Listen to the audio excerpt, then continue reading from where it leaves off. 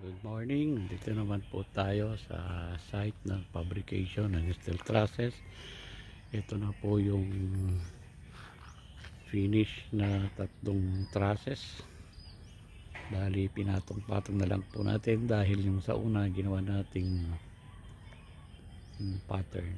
Ito na po ang kabuuan ng ating steel trusses.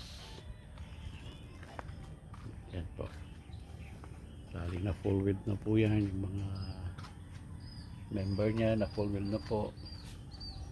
And then babalik ta rin na naman po mamaya upang ma full width din sa kabila.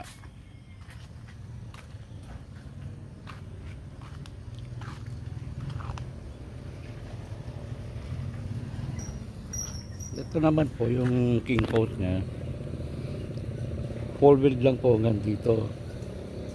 Kalahati lang po yung full width natin dahil po pag itrenable natin, babaklasin po natin, magiging kalahati lang muna. And then pagdating sa site, ito na po natin ipo-full width dahil po hindi po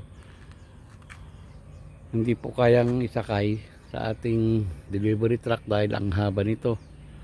Bali pagbubuuin mo yan, bali 15 meters, kaya hindi po available ang truck natin na ganito kahaba. Kaya ang ginawa po natin ay kalahati lang muna ang full width. Then ito na rin po natin ibubuo. Yan po.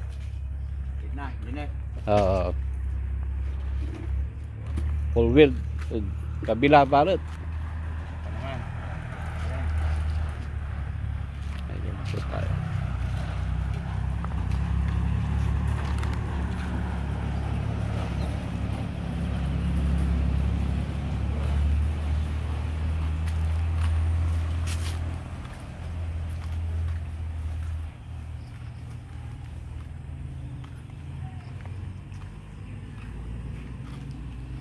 Ayan po.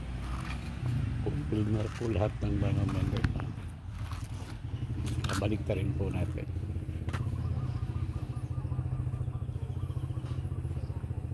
For continuation.